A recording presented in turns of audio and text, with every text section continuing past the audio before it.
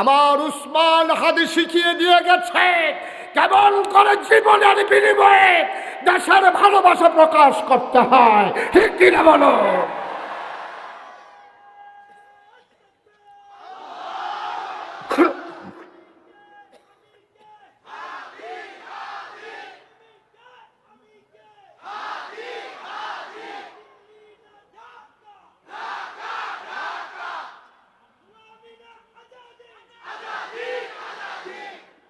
সবাই পড়ে না আমিন। সুতরাং যেদিন গেছে একেবারেই গেছে। তাইলে এক নম্বরে আমরা নেতা নির্বাচনের করার সময় দেখব তার আমানতদারি আছে কিনা, ঠিক কিনা কর। সে আমানতের খেয়ানত করে কিনা এটা আমাদেরকে দেখতে হবে। সে ওয়াদা খেলাফ করে কিনা, ওয়াদা করে একটা কাম করে আর একটা, এরকম আছে নাকি নাই? কথা কেন আছে নাকি নাই? আপনি আব্বা এই ওয়াদা করেন কেন যেটা আপনি করতে পারবেন না? মানুষকে ধোকা দেন, আপনি ধোকা দেন, আপনি বলেন একটা করেন আর একটা। না, এই ওয়াদা আপনি করবেন না, দয়া করে আল্লাহর রাস্তায় এই ওয়াদা করবেন না যেটা আপনি করতে পারবেন না। যে ওয়াদা খেলাফ করে সে মুসলমানের নেতা হতে পারে না, ঠিক কিনা কও? এইভাবে আল্লাহ তাবারক ওয়া তাআলা একদিন এক মজলিসে বসে আছেন। খুব খেয়াল করে শুনেন মনোযোগের সাথে। এরকম আপনারা যেমন বসে আছেন, আমি যেমন আপনাদের সামনে বসে আছি, নবীজি বসে আছেন হাজারো সাহাবার সামনে। এই সবার মাঝ থেকে একজন লোক দৌড়াইয়া একেবারে ফাঁক কইরা নবীর সামনে আইয়া দাঁড়াইয়া বলতেছে, আসসালাতু ওয়াসসালামু আলাইকা ইয়া রাসূলুল্লাহ, আসসালাতু ওয়াসসালামু আলাইকা ইয়া হাবিবাল্লাহ, আসসালাতু ওয়াসসালামু আলাইকা ইয়া শাফিয়াল মুজনুবিন, আসসালাতু ওয়াসসালামু আলাইকা ইয়া রাহমাতাল লিল। বলেন সুবহানাল্লাহ। লোকটা এসে নবীর সামনে দাঁড়িয়ে কাঁদতে শুরু করলেন। আল্লাহর নবী চুপ করে বসে আছেন, সালামের জবাব দিলেন, ওয়ালাইকুম আসসালাম ওয়া রাহমাতুল্লাহ। সবাই বলতেছে লোকটা কি পাগল হয়ে গেল নাকি? লোকটার হলো কি? এমন করে কেন দৌড়ে দৌড়ে এসে হাজির হয়ে গেল? এমন করে কেন পেরেশান হয়ে গেল? ও মুসলমান, আল্লাহর নবী ডাক দেয়া কয়, চুপ করে বসো, এই মানুষটার আমার সাথে অনেক কথা আছে। এবার লোকটা ডাক দেয়া কয়, নবী গো, আমি জাহান্নামের বর্ণনা শুনেছি, আমি জান্নাতও চিনে নিয়েছি। ও নবী, দয়া করে আপনি আমাকে বলে দেন, আমি জাহান্নামে যেতে পারবো না, জাহান্নামে থাকতে পারবো না। দয়া করে আপনি আমার একটু বলে দেন কি কাজ করলে আমি জান্নাতে চলে যেতে পারবো। বলেন সুবহানাল্লাহ। খেয়াল, গভীর বিরক্ত করো না। এখন এটা তোমার মোবাইল টোবাইলের সময় না, শৈলের নমুনা দেখো না একজনের কি তৈরি হয়েছে, কাটা গাও নুনের সিটা দিতে হয়েছে, তখন ভিডিও করতে হয়েছে। তামা তামা করে ভাড়াই তোর নমুনা দেখছো তুই, থাক সারছে কইছি, আপনার কত কইছি। হ্যাঁ আমিন বলো, জোরে বলো। এবার নবীজির কাছে গিয়া কয়, এই কথা শুনতেছেন সবাই, শুধু আমার দিকে তাকাই থাকেন। সাহাবা গিয়া কয়, ইয়া রাসূলুল্লাহ, আমি তো জাহান্নামের কথা শুনছি, আমি তো থাকতাম পারতাম না জাহান্নাম। আমি রোদের ভিতরে দুপুরবেলা এই খোলা জায়গায় যাইতাম পারি না, মাথা ফাইটা জায়গায় খালি রাস্তার ভিতরে হাঁটতাম পারি না, আমি এই জোতা ছাড়া আমি পারতাম না। ইয়া রাসূলুল্লাহ, আমার দ্বারা সম্ভব না, আপনি দয়া করে আমার একটু শিখাই দেন, জান্নাতে যাইতে হলে কি করতে হবে আমাকে একটু বলে দেন। কথা বলো না, আমাকে একটু বলে দেন, আমি জান্নাতে যেতে হলে কি করা লাগবে আমাকে একটু দয়া করে বলে দেন। এবার আল্লাহর নবী ডাক দেয়া কয়, তুমি 5টা কাজ করবা। কয়টা? কথা কয় না, কয়টা? কয়টা? বাড়িগুলো লইয়া বইয়া খেয়াল করে শুনুন লাগতো না, কয়টা রে? আল্লাহর নবী কয়, তুমি 5টা কাজ করবা। যখন এই 5টা কাজ করতে করতে তোমার মৃত্যু হয়ে যাবে, মসজিদের মিনার থেকে ঘোষণা আসবে, কাফন পরিয়ে জানাজা দিয়ে যখন দাফন করে দেবে, সবাই দেখবে মাটির কবর। তুমি কবরে গিয়া দেখবা মাটির কবর মাটি নেই, মাটির কবর জান্নাতের টুকরা হয়ে গেছে। বলো সুবহানাল্লাহ। কয়টা কাজ? 5 নম্বরে যেই কাজটার কথা বললেন, আমি নিচে থেকে উপরের দিকে আসি। 5 নম্বরে নবীজি বললেন, তুমি যেই কাজগুলা করবা এর ভিতরে 5 নাম্বার কাজটা হইল, আত্মীয় স্বজনের সাথে সম্পর্ক ছিন্ন করা যাবে না।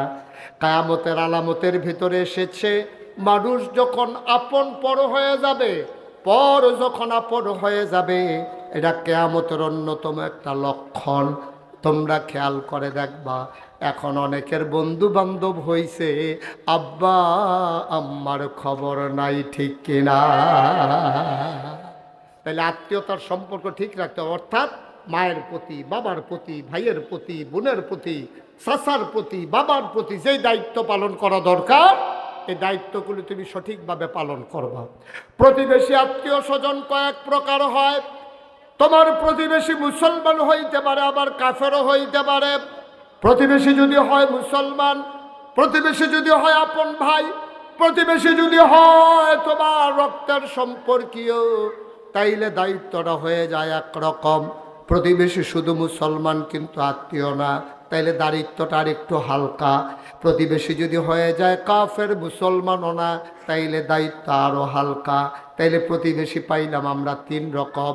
একরকম প্রতিবেশী হলো হিন্দু, বৌদ্ধ, খ্রিস্টান, ইহুদি, তার প্রতি আমার এত বড় বেশি দায়িত্ব নাই। দুই নাম্বার প্রতিবেশী, সে মুসলমান, আবার সে আমার প্রতিবেশী। তিন নাম্বার, সে মুসলমান আমার রক্তের, এরপরে আমার প্রতিবেশী। বলেন সুবহানাল্লাহ।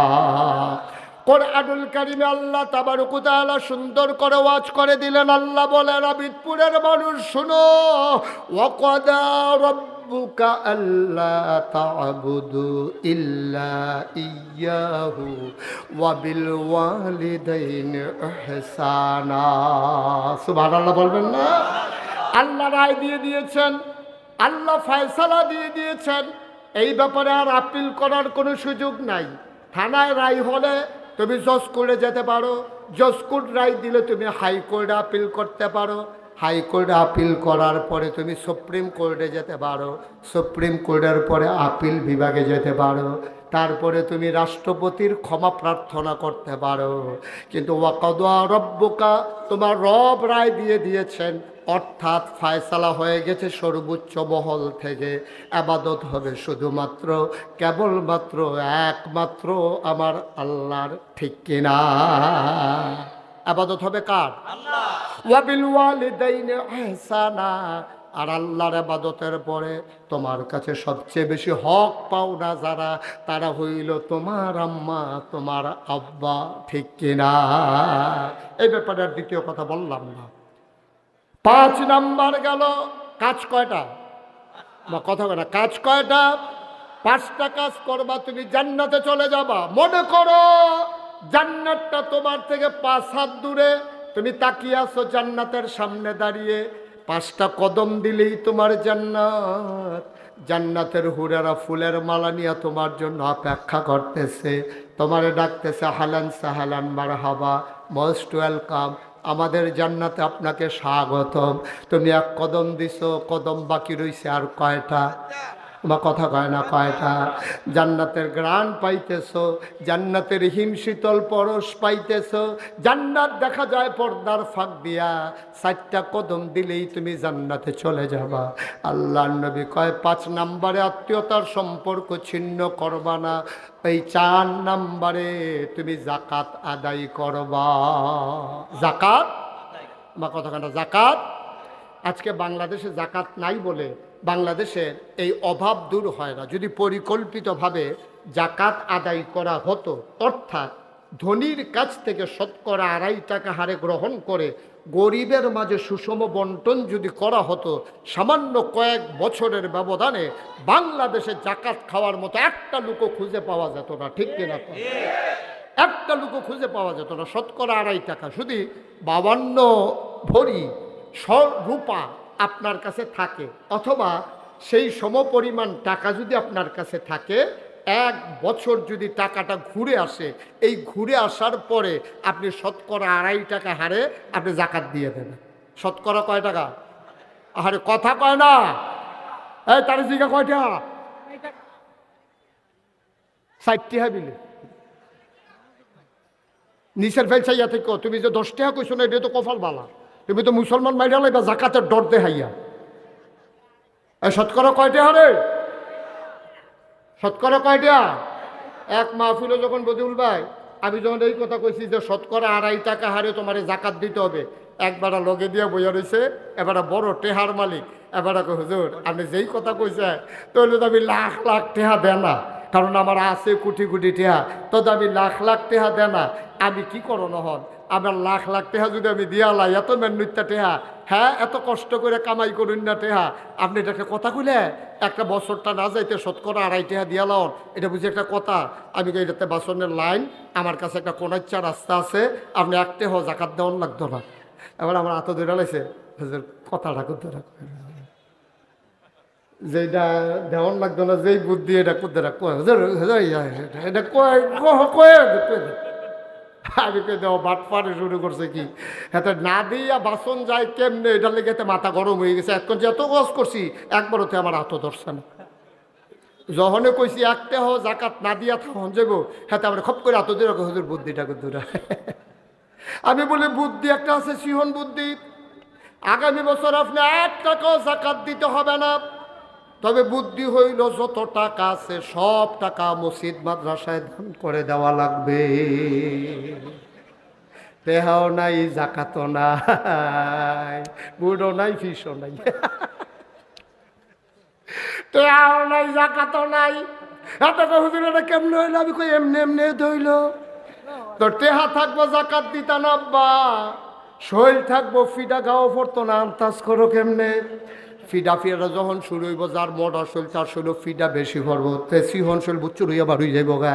যেহেতু গরিব মানুষ তার জাকাত নাই, কারণ টেহাও নাই, তার চিন্তাও নাই। তোমার টাকাও বেশি, তোমার চিন্তাও বেশি, আছে দেখায় না তুমি দিবা, এই টাকা তোমার না, এই টাকা আমার আল্লাহর, ঠিক কিনা? কুরআনুল কারীমে সূরা তাওবার 111 নম্বর আয়াতে আল্লাহ কয়, ইন্নাল্লাহা আশতারা মিনাল মুমিনিনা আনফুসাহুম ওয়া আমওয়ালাহুম বিআন্না লাহুমুল জান্নাহ। এই আবিদপুরের মানুষ শোনো শোনো শোনো, ইন্নাল্লাহা আশতারা, আল্লাহ কিনে নিয়েছেন, মিনাল মুমিনিনা, মুমিনদের কাছ থেকে, আনফুসাহুম ওয়া আমওয়ালাহুম, তাদের জান আর তাদের মাল, বিআন্না লাহুমুল জান্নাহ, যেই জিনিসটা দিয়া কিনছে তার নাম হইল জান্নাত, ঠিক কিনা? তাহলে জানের মালিককে, মালের মালিককে। তুমি আমি ফাহারাদারে না, ফাহারাদারের বেড়ার এত দাফট, মালিক হইলে না জানি কি দাফট। পাহারা ধরে ইয়া এত ভেড়াগিরি দেখাইও না। তুমি হাই দিয়ে উর্দু কও, এরপরে তুমি এত ভেড়াগিরি দাও, কত তো একটা মনে পড়ছে, এটা কইলে তোমরে। আমি যখন মাদ্রাসাত প্রথম ভর্তি হয়েছি, আমার এক দাদা আমার কয়, নাতি উর্দু পড়ুনি? আমি কই, না দাদা আমরা এখন উর্দু পড়ায় না, আগে মাদ্রাসাত উর্দু পড়াইতো, এখন উর্দু নাই। কারণ বড় উর্দু কি আবার ফারুন লাগে? উর্দু তো জাতা দিয়ে কইলে হইয়াছে কি? আমি আপনি পারেন? ফারি কি তা কত কইছি না উর্দু। আমি কার লগে কইছেন? কয় সংগ্রামের বছর পাকিস্তানি আর্মির লগে উর্দু কইছি। আমি কি উর্দু কইছে? কয় বেড়া পাকিস্তানি আর্মির সামনে ফুড়ে গেছে গা। আমার ডাক দিয়ে কয়, বড্ড ইয়ে পয়সা লে লাও, কয় একটা পয়সা ফুটে রয়েছে, আমার ইয়া কই ইয়ে পয়সা লে লাও। তা আমি আপনি কিতা কইছেন? কই উর্দু কইছি। আমি আমি কই আপনি উর্দু পারেন? ফারি মানে কিতা কইয়া লাইছি না। আমি কই কিতা কইছে? আমি কইছি হাম গরিব হইতা হয় কিন্তু টোকান্না পয়সা নিহিল হইতা হয়। উর্দু উর্দু। আমি কই উর্দু হইছে, কয় লগে হাই আছে না।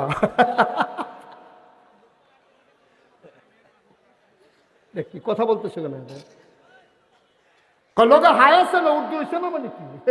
পুরো উর্দু। তুমি হাই হিকে উর্দু হিকে লাইছ? তোমার কাছে আল্লাহ করে টেহা আমানতে না রাখছে বেড়া? টেহা কি তোন দিবে না? টেহা কা? আমার কথা কেনা টাকা কা?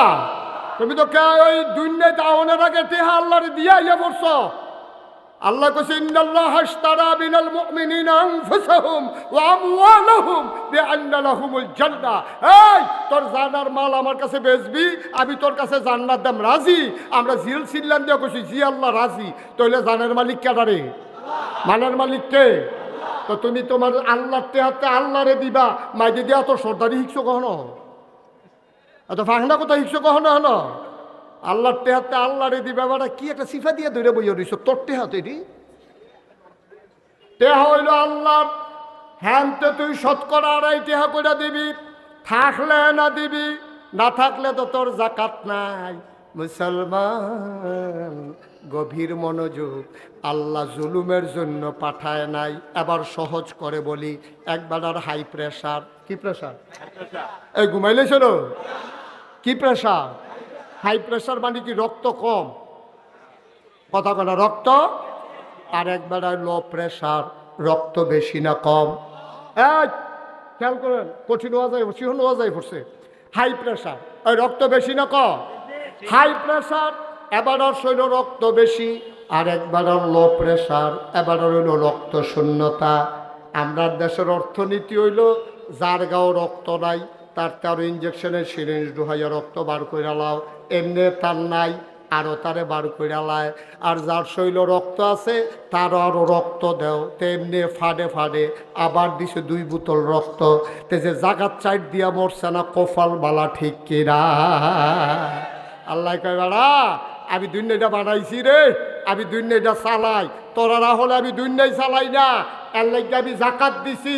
যারার কাছে টেহা বেশি, অর্থাৎ যারা শরীর রক্ত বেশি, তারা তো রক্ত বার করবি। এই রক্ত কিতা করবি? যার শরীরে সিহন রক্ত কম, তার শরীর নিয়ে রক্ত দিয়ে দিবি। যার কাছে টাকা বেশি, তার থেকে শতকরা 2.5 টাকা গ্রহণ করবা। যার টাকা নাই, শতকরা 2.5 টাকা হারে গ্রহণ করা ওই গরিব মানুষটারে রিক্সা কিনা, একটা ভ্যান কিনা, একটা অটো কিনা, 2টা গাই কিনা, তার একটা সেলাই মেশিন কিনা, একটা ঘর তুল্লা দিয়া আগামী বছর তেও যেন জাকাত দিতে পারে, এইরকম লাইন করে দিবা, ঠিক কিনা কম? আর আমরা দেশের তারা যার টেহা আছে তারা আরো টেহা দাও, যার টেহা আছে আরো টেহা দাও। তো এমনি বিস্কুট কিনতে খাইতে পারে, তো কোনো বিস্কুট কিনতে কারোর কাছে আতফাতন লাগে না।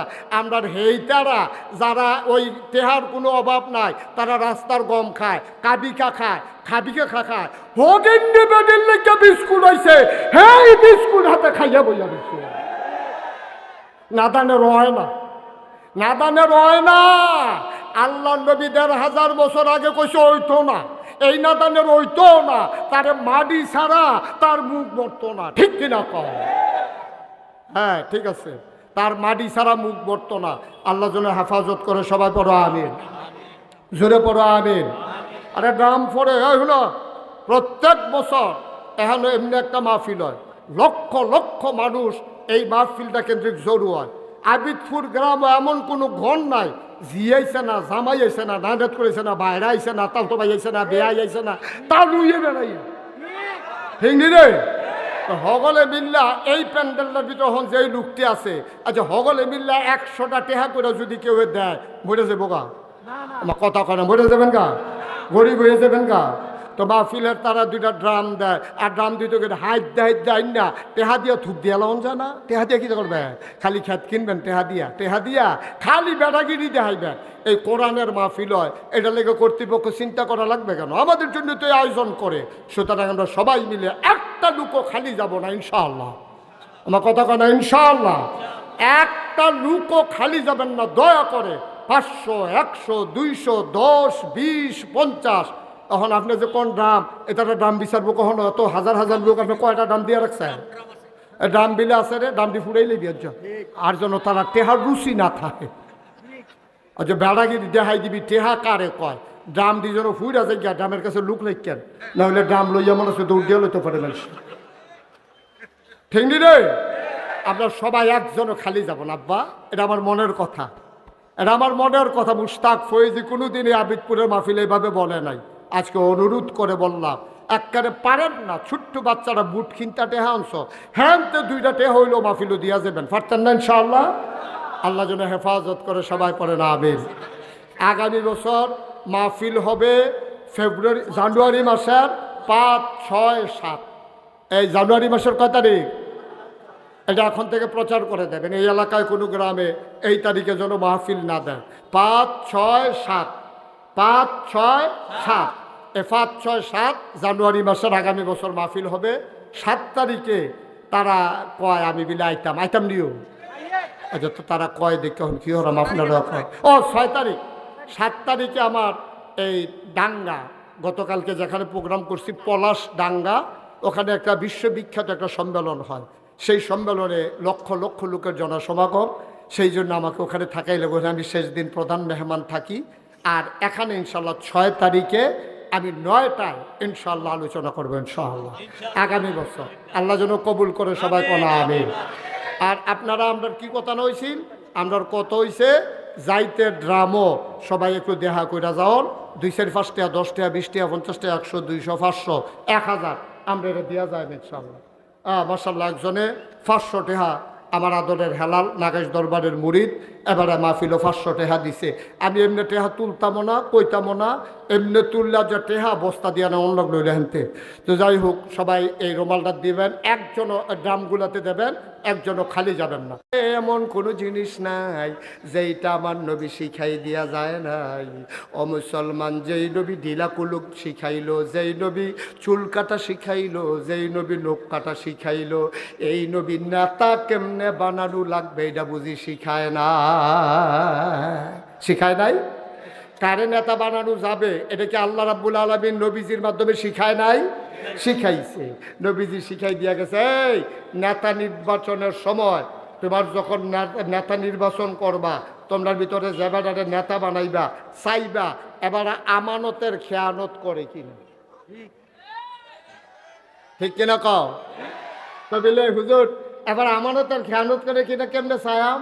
আমরা গ্রামে একজন বড় মানুষ, শিক্ষিত মানুষ এসেছি, হেবার আমার কইছেন মুস্তাক, যদি একটা মানুষ চিন্তা চাও 50 টাকা না পাওনের আশায় হাওলাত দিও। কত ভাই উঠলেন আমিন কয় না রে। মাশাআল্লাহ, আমার ভাই বদিউল আলম ভাই, আমার পাশের মানুষ, এই কলেজের প্রিন্সিপাল। আমি তো এটা জানা ছিল না, প্রিন্সিপাল স্যার আমার ভাইয়ার বন্ধু, আমার বড় ভাই, আপনাদের প্রিন্সিপাল। সবাই বলেন আলহামদুলিল্লাহ। আমি কিন্তু এখন যেমন তেমন প্রিন্সিপাল, কারণ ডাইনেও প্রিন্সিপাল, বামেও প্রিন্সিপাল, আমি এমনি প্রিন্সিপাল। আবার এবার আসলেও প্রিন্সিপাল হয়েছি, আলেম মাদ্রাসা হয়েছে তো আমিও প্রিন্সিপাল হয়েছি। একটা প্রিন্সিপালের একটা ফ্যাসলাইগার হয়েছে আর জমস্টার দিচ্ছে, সুইটটা বাড়ি যেতাম পারিনি কি গো। আমিন কয় না রে, জুড়ে কয় না আমি। কোন কথাটা কইতাম ইসলাম কথা মনে আছে? কি কইতাম না, নেতা। নেতা নির্বাচন কেমনে করতে হবে, এখন আপনি চিনবেন কেমনে বেড়া মানুষটা ভালো না খারাপ? আপনি ওখানে আশা সাইডা দিবেন, আশা সাইডা দিয়ে তারা 50 টাকা হাওলাত দিবেন, ভাই নেন চলেন নিয়া সুবিধা মতো দিয়েন। যখন দেখবেন যে 80 দেয় না, এবার চিন্তা করেন যে আপনার 50 টাকা দেয় না, তার কাছে যখন সরকারি বরাদ্দ আসবে কোটি কোটি টাকা, তা খাইয়া তামা তামা কইরা লাগবো, ঠিক কিনা? 50 টাকার মায়া তুমি ছাড়তে পারো না। তোমার কাছে যখন অ্যালট আইব, গম আইব, তারপরে গিয়া তোমার কাছে দুম্বার গুস্ত আইব, তে দুম্বার গুস্তটার ফাইল চাইয়া ছিলেন দিয়ে যে বেহুশ হয়েছে না, এটাই তো বেশি, ঠিক কিনা কও? তাহলে নেতা নির্বাচনের ক্ষেত্রে আপনি খেয়াল রাখবেন তা আমানতদার কিনা। আমানত কারে কয়? তারে টাকা হাওলাত দিলে তার টাইম মতো ফেরত দেয় কিনা, যেই নোটটা তার কাছে রাখছেন এই নোটটাতে ফেরত দেয় কিনা।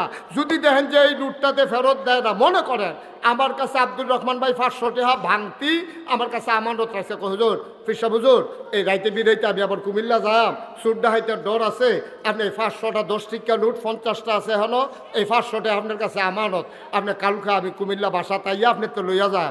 আমি এবার যদি 500 টিকা একটা নোট দেই, উনি দিছিল নোট কয়টা? আরে কথা কয় না রে, উনি নির্দিষ্ট কয়টা? আমি দিছি একটা, এটিগুলো সমান সমানে দিছি। এরপরে এটা আমানতের খেয়ানত হয়েছে, কারণ ওনার ভাঙতি টাকাটা আমি আরেকজনকে ভাঙতি দেওয়ারও অধিকার নাই। আবার বুঝেন আমানত কি জিনিস? তাহলে আমি যাদের নেতা বানাইলাম, আমার বুডের আমানতরা এবারার উপরে দিলাম, তাহলে এবারার আমানতরা কি ছোট না বড়? আমার কথা কোনো ছোট না বড়? তাহলে এবারায় এই এলাকার নেতা হিসাবে এই এলাকার মানুষের ইজ্জত, এই এলাকার মানুষের সম্মান, এই এলাকার মানুষের নিরাপত্তা, এই এলাকার মানুষের সব কিছু দেখে রাখা ওনার কাছে আমানত। ১,৫০০ বছর আগে নবীজি বিদায় হজের ভাষণে বলেছেন, আজকের এই দিনটা যেমন পবিত্র, আজকের এই ক্ষণটা যেমন পবিত্র, আজকে তোমাদের জন্য একজন মুমিনের জীবন, ইজ্জত, মান, সম্মান সব তোমাদের কাছে আমানত রেখে দিলাম। ঠিক আজকের দিনের যেমনি সম্মান দিছ, তোমার ভাইয়ের ইজ্জত এমনি সম্মান দেবা। কিন্তু আমরা খেয়াল করে দেখলাম 17 বছরে এই মানুষগুলোর মাথা বিক্রি করে যারা ক্ষমতার মসনদে আরোহণ হয়েছে, ভোট দিয়েছে বাংলাদেশের মানুষের, ভোট দেওয়ার পরে তারা সেকেন্ড হোম বানায় মালয়েশিয়া কানাডা গিয়া, ঠিক কিনা বলো? আমি বলেছি যারা বাংলাদেশের মানুষের মাথা বিক্রি করে রাজনীতির ক্ষমতার মসনদে আরোহণ করে, দেশের ভিতরে থাকতে মন চায় না, বাংলাদেশে তাদের রাজনীতি করার অধিকার নাই।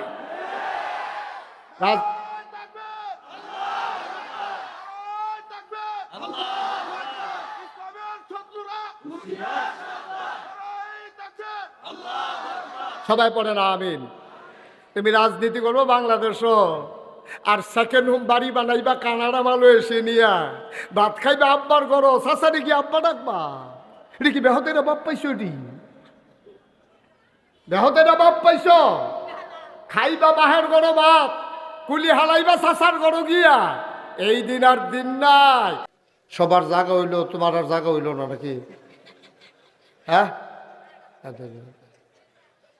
এটা করলো খেলল। একটা লোকও দাঁড়িয়ে থাকেন না, দয়া করে সবাই বসে। এখনো কিছু জায়গা আছে পেছনে। আমার ছেলেরা যারা, আমার কলিজ আর টোকরারা, সবাই বসে পড়ো। যারা মোবাইলগুলো ধরে রেখেছেন মোবাইলগুলো বন্ধ করেন, এভাবে রেকর্ড হয় না। কোনো মাহফিলে গিয়ে এই কাজ করবেন না।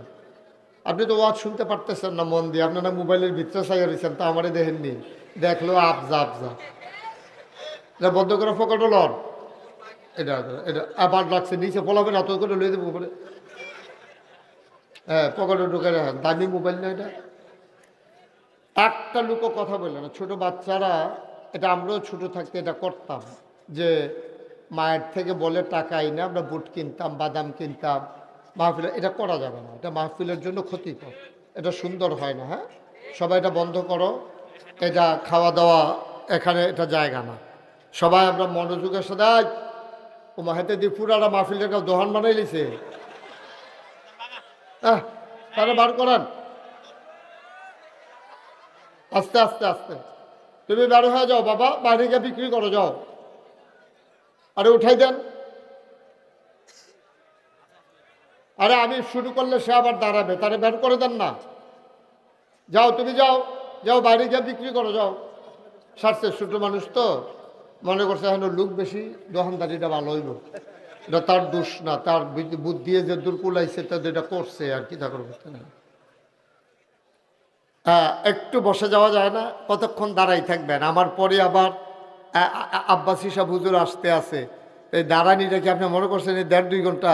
দুইজনে 1.5 ঘন্টা করে হইলেও তো 3 ঘন্টা। কেন ইয়া কামাল কি সুধা বইয়ালা খেলাতে ফিরে যাবেন গা পরে। হ্যাঁ, বসেন, সবাই বসে পড়েন, বিরক্ত করেন না। পিছনে যারা দাঁড়িয়ে আছো বসে, যারা লেজার লাইটগুলো টিপতেছ, এটা একটা নতুন রূপ দেখা দিছে।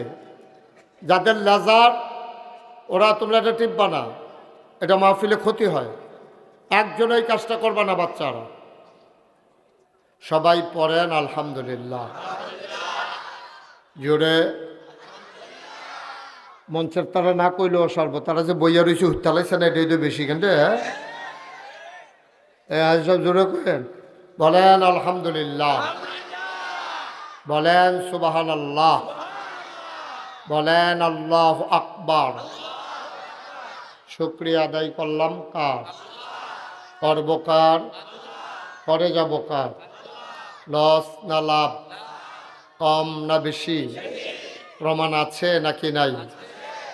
আমার আল্লাহ রাব্বুল আলামিন কুরআনুল কারীমে কত সুন্দর করে ওয়াজ করে দিলেন।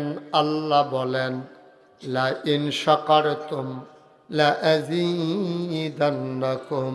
ও দুনিয়ার মানুষ, নিয়ামত পেয়ে যদি শুকরিয়া আদায় করবে, যেই নিয়ামত পেয়ে শুকরিয়া আদায় করবে, শুকরিয়া আদায়ের কারণে ওই নিয়ামত আমার আল্লাহ আরো বহুত গুণে বাড়িয়ে দেবেন।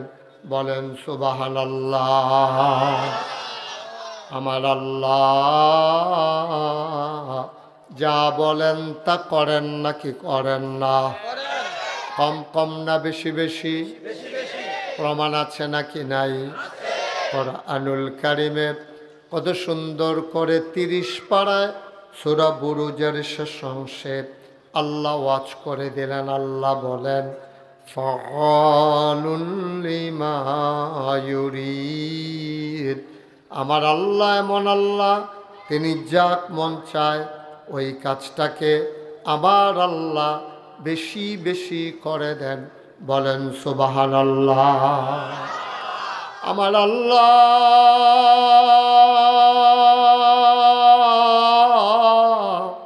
দুনিয়ার মানুষের মতো না। দুনিয়ার মানুষ বলে একটা করে আর একটা, ঠিক কিনা? মাহফিলে থাকলে একরকম, মাহফিল থেকে বের হয়ে গেলে আরেক রকম, বিপদে পড়লে একরকম, বিপদ দূর হয়ে গেলে আরেক রকম, ঠিক কিনা? আমার আল্লাহ রাব্বুল আলামিন তিনি যা বলেন তিনি তাই করে দেন। তিনি কখনো ওয়াদা খেলাফ করেন না। ওয়াদা খেলাফ করা আমার আল্লাহর জন্য শোভাও পায় না। আল্লাহ নিজেই নিজের ব্যাপারে ওয়াজ করে দিলেন। আল্লাহ বলেন ইন্নাকা লা তুখলিফুল মিআদ। আমার আল্লাহ এমন আল্লাহ, তিনি যা ওয়াদা করেন ওয়াদার খেলাফ করা আমার আল্লাহর জন্য শোভা পায় না। বলেন সুবহানাল্লাহ। এই আল্লাহ আছেন নাকি নাই? ছিলেন নাকি ছিলেন না? থাকবেন নাকি থাকবেন না? আমার এই আল্লাহ কয়জন? জোরে কন, আর জোরে, মধুর সুরে সবাই মিলে মন প্রাণ উজাড় করে গলা ছেড়ে দিয়ে মধুমাখা কণ্ঠে আকাশ বাতাস প্রকম্পিত করে, সুন্দ্রমের জমিন কাঁপিয়ে দিয়ে রাতের নিস্তব্ধতা ছিন্ন ভিন্ন করে।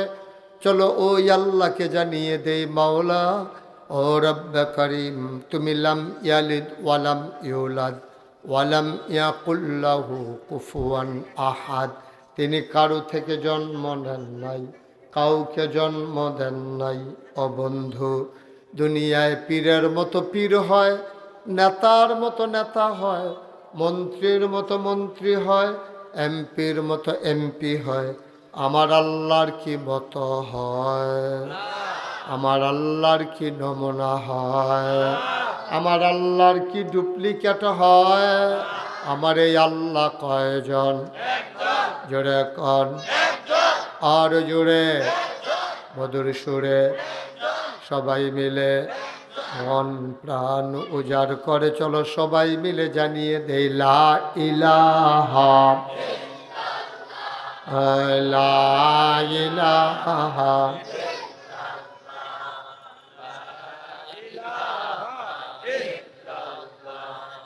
লা ইলাহা, জোরে জোরে লা ইলাহা, আর জোরে লা ইলাহা, মধুর সুরে লা ইলাহা, মাশাআল্লাহ লা ইলাহা, লা ইলাহা, লা ইলাহা। আসমান জমিন গায়রুল্লাহ, পাহাড় পর্বত গায়রুল্লাহ। আসমান জমিন গায়রুল্লাহ, পাহাড় পর্বত গায়রুল্লাহ। শুদ্ধ তুমি মাবুদ এক আল্লাহ, লা ইলাহা লা ইলাহা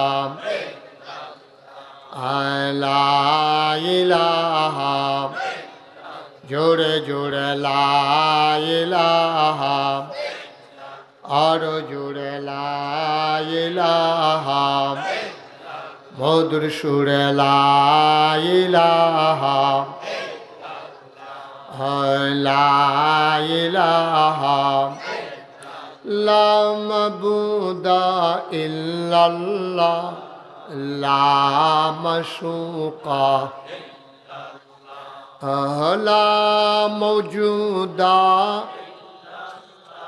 আলা মকসুদা জোরে জোরে লা ইলাহা ওর জোরে লা ইলাহা মধুর সুরে লা ইলাহা মাশাআল্লাহ লা ইলাহা লা ইলাহা লা ইলাহা লা ইলাহা ইল্লাল্লাহু মুহাম্মাদুর রাসূল সাল্লাল্লাহু আলাইহি ওয়াসাল্লাম আল্লাহুম্মা সাল্লি ওয়া সাল্লিম ওয়া বারিক আলাইহি। সবাই পড়েন আমিন, জোরে পড়েন আমিন। বন্ধুরা আমার, ভাইরা আমার আল্লাহ রাব্বুল আলামিন এই দুনিয়ার ভিতরে মানুষ করে বানানোর পরে এমনে এমনে ছেড়ে ফেললাই। ও মুসলমান, কোন পথে গেলে জান্নাত, কোন পথে গেলে জাহান্নাম, কোন পথে গেলে লাভ আর কোন পথে গেলে লোকসান, কোন পথে ভালো কোন পথে মন্দ, কোন পথে কল্যাণ কোন পথে অকল্যাণ, কোন পথে শিরক বেদাত, কোন পথে তাওহীদ রিসালাত, কোন পথে কুফর আর কোন পথে ইসলাম জানানোর জন্য যুগে যুগে আমার আল্লাহ আমাদের জন্য নবী এবং রাসূল পাঠাইছেন। বলেন সুবহানাল্লাহ। এই নবীদের ক্রমধারায় বংশ পরম্পরায় এই নবীদের মাঝে যিনি সবার শেষ, যিনি সবার সেরা, তিনি নবী মুহাম্মদুর রাসূলুল্লাহ সাল্লাল্লাহু আলাইহি ওয়াসাল্লাম। বলেন সুবহানাল্লাহ। নবীর নাম শুনলে কি পড়তে হয়? সবাই বলেন কি পড়তে হয়?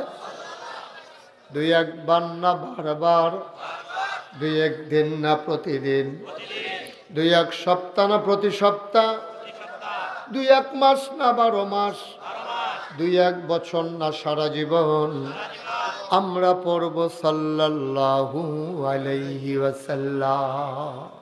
তিনটা লাভ। নবীর নাম শুনলে আপনি যদি সাথে সাথে দুরূদ পড়েন, কয়টা লাভ?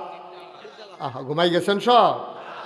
তো ওয়াজ তখন শুরু হয়েছে না, তো ওখানে নিচের ফেলছে ইয়ে থাকলে সারা রাত কী থাকবে? কয়টা লাভ?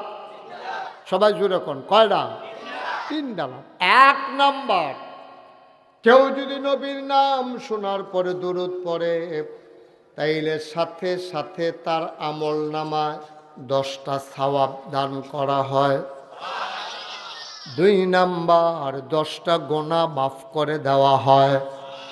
3 নাম্বার, জান্নাতের ভেতরে তার মর্তবা 10 গুণ বেশি বাড়িয়ে দেওয়া হয়।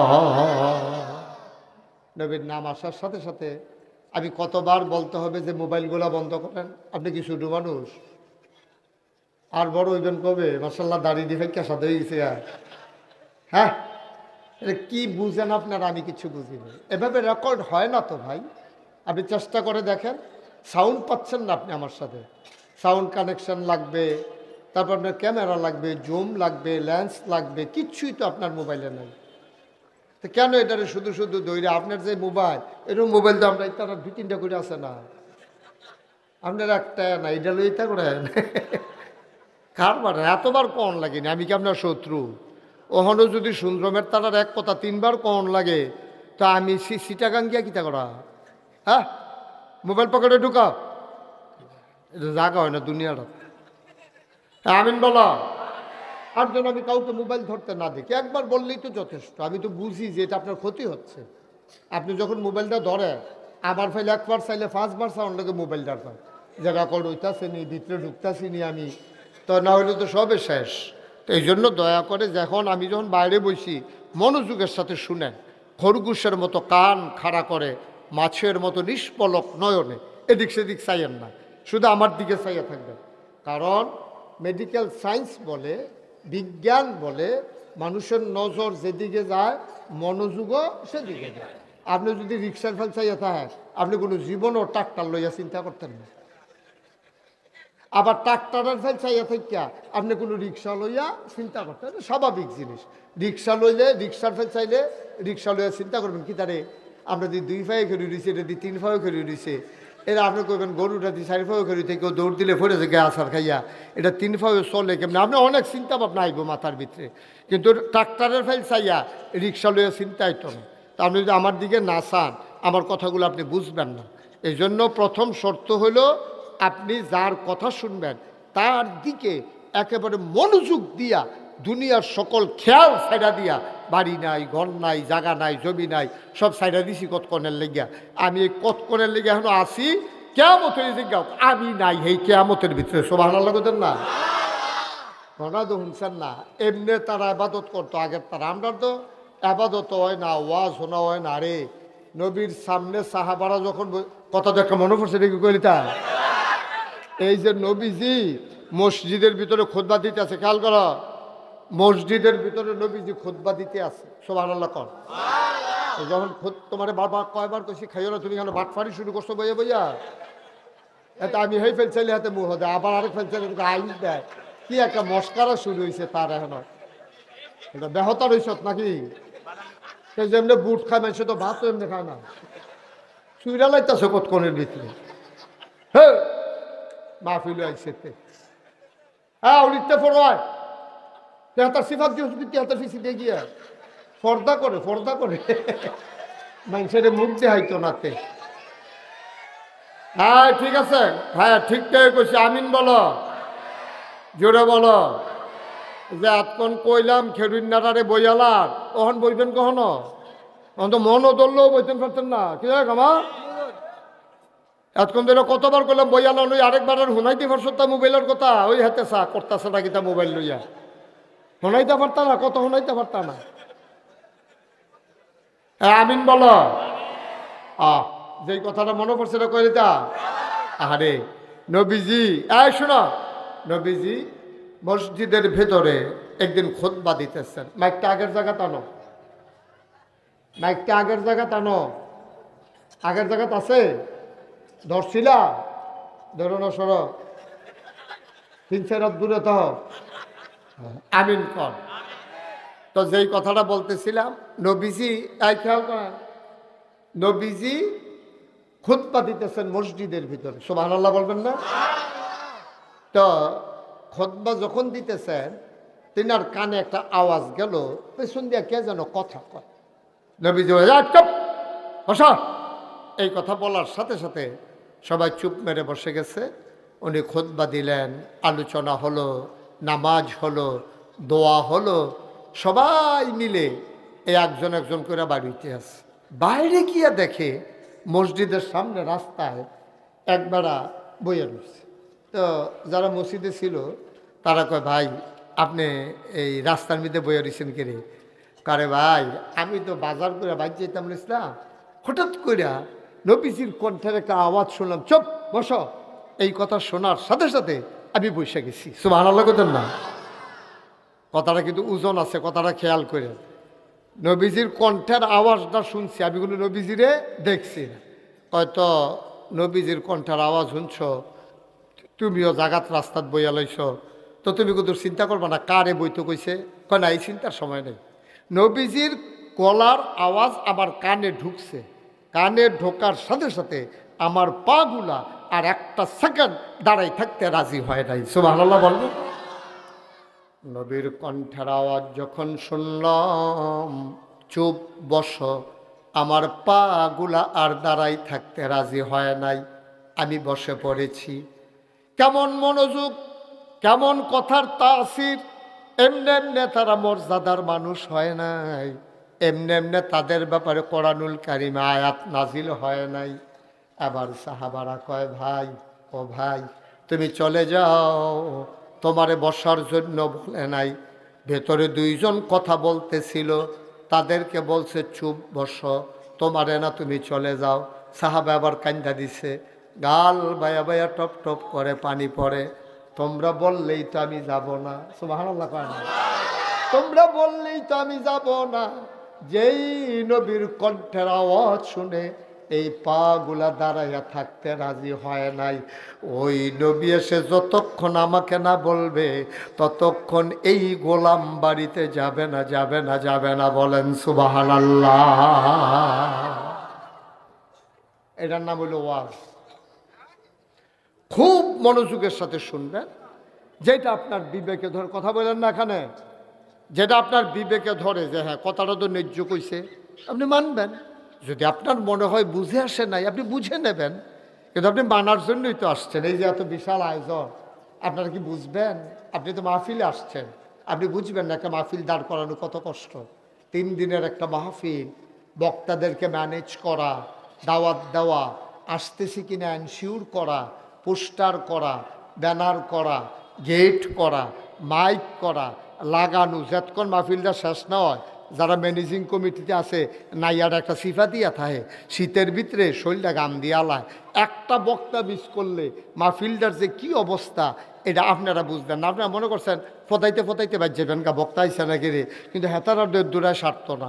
এটা অনেক ঝামেলা আছে। এটা সারাটা বছর, পরের বছর মাহফিলটা সুন্দর ও সুন্দর, এর দূর অন পর্যন্ত এই সবার কাছে বেড়ায় বেরিয়ে সকলের কাছে জবাব দিলে কি দাওয়াত দিয়া নাকি না দিয়া, পোস্টার হচ্ছে নাম দিয়ে রাখছে। খবর দাও কি কারবার করো যে তোমরা, ফদাইয়া বদাইয়া লালে লাল করে লাল সারাটা বছর। ঠিক কিনা কর? একটা মাহফিল করা যে কত কষ্ট, নষ্ট করে দেওয়া একটা সেকেন্ডের বিষয়। আপনি আটকা মাহফিলের মাইদের তুইটা দিলেন, দৌড় চিল্লান দিয়া মাহফিল শেষ। এই জন্য খুব খেয়াল রাখা লাগে। মাহফিলে খাওয়া দাওয়ার জায়গা না, এদিক সেদিক তাকানোর জায়গা না। মন দিয়া শুনবেন, আর যিনি ওয়াজ করে ওনার জন্য দোয়া করবেন।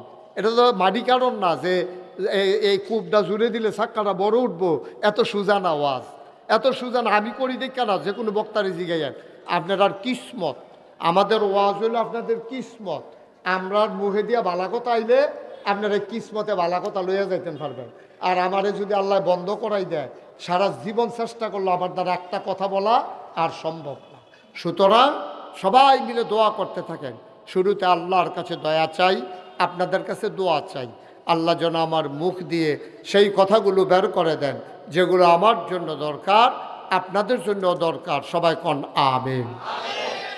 বন্ধুরা আমার, ভাইরা আমার, এই ওয়াজের পরে আর ওয়াজের আগে দুইটা জীবন যদি আমার এক হয়ে যায়, তাইলে বুঝতে হবে আমার কপাল বড় পোড়া কপাল। আমার কিয়ামতের ময়দানে কবরের ভিতরে আমি শান্তি পাব না। ওয়াজ শোনার পরেও আমি যদি একটু না বদলাই, মূল উদ্দেশ্য কি আমার? মূল উদ্দেশ্যকে নিজেকে বদলে নেওয়া, জানার পরে ওইগুলা মানায় পরিণত করা, এটাই তো আমার মূল উদ্দেশ্য। আমি ওয়াজের আগে যেমন, ওয়াজের পরেও তেমন, গোসলের আগে যেমন, গোসলের পরেও তেমন, খাওয়ার আগে যেমন, খাওয়ার পরেও তেমন। তাইলে তো আমার খাওয়ার গোসলের কোনো দরকার ছিল না। ঠিক কিনা? আমার প্রচণ্ড ক্ষুধা, খাওয়ার পরেও যদি ক্ষুধা, এই আওয়াজটা করে কোন বাচ্চাটা? আপনার মতো বেড়ায় থাকতে তো এই আওয়াজ করে কেমনে? এই বুঝোস না এটা যে ক্ষতি হয়? হ্যাঁ, মুসলমান, খাওয়ার আগে যেমন, খাওয়ার পরেও যদি তেমন, তাইলে তো আপনার খাওয়া দাওয়ার কোনো দরকার ছিল না।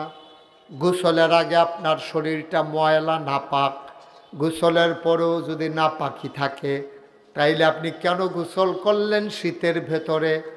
ওয়াজ শোনার আগে আপনার জীবনটা ছিল পাপ পঙ্কিলতায় পূর্ণ।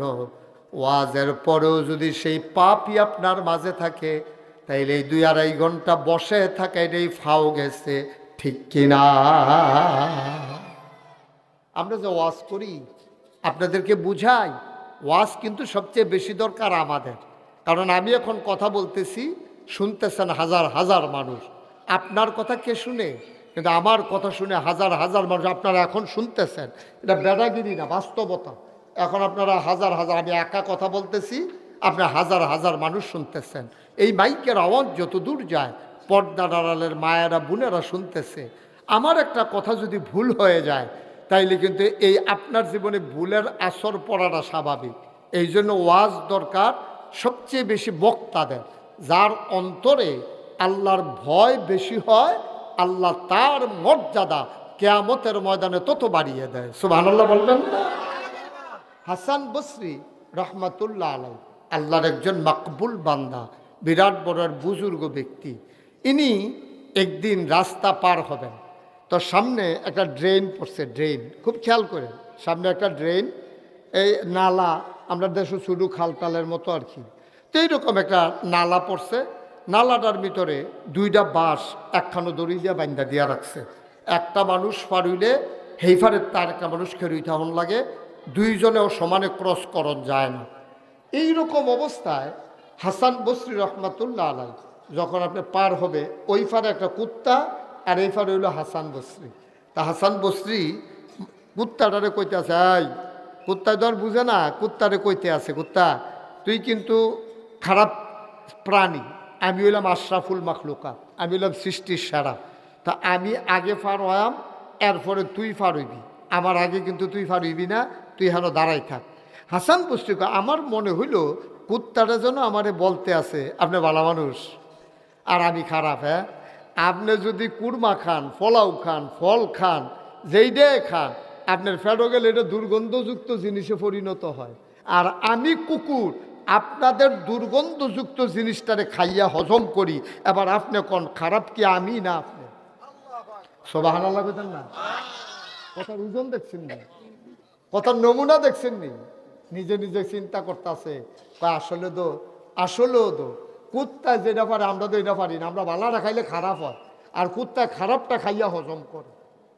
এই হাসান বসরি রাহমাতুল্লাহ আলাইহি একদিন রাস্তা দিয়ে হাঁটতেছেন, টিপ টিপ বৃষ্টি পড়তেছে, ছোট একটা বাচ্চা লাফাইতেছে বৃষ্টির ভিতরে, কাদাযুক্ত রাস্তায়, কাদা মাখা রাস্তায় বাচ্চারা লাফাইতেছে।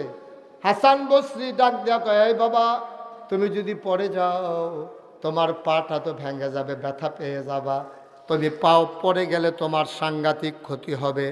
আবার হাসান বসরি রহমাতুল্লাহ আলাইকে বাচ্চারা ডাক দেয়া কয়, আমি যদি পড়ে যাই শুধু আমার পা ভাঙবে, আর আপনি হলেন জগতের হাদি, আপনি হইলেন মানুষের পথ প্রদর্শক, আপনি যদি পড়ে যান গোটা জগৎ পড়ে যাবে।